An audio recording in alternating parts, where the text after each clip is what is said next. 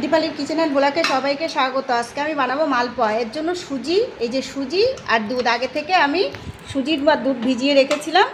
আর এবার এর মধ্যে দিয়ে দেবো ময়দা 1 চামচ, 2 চামচ, আর দিয়ে দেবো চালের গুঁড়ো।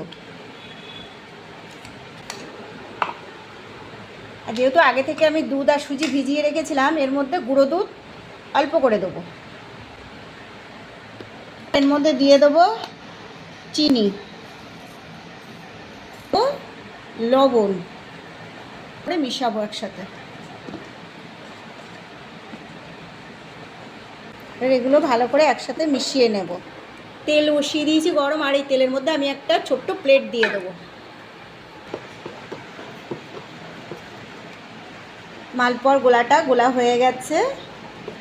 এই যে এদিকে যে প্লেটটা বসিয়ে দিয়েছিলাম গরম হয়ে গেছে, আর এর মধ্যে করেই আমি সমস্ত এগুলো করব, মালপোয়াগুলো করব, তাহলে এক সমান হবে।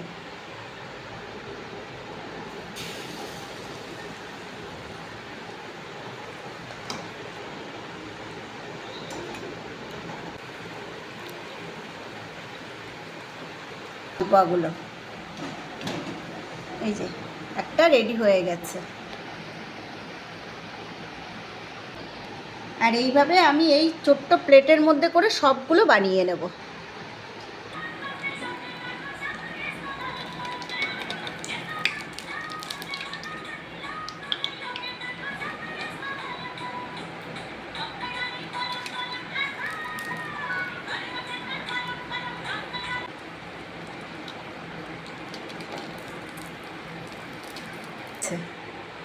খুব সুন্দর হয়েছে।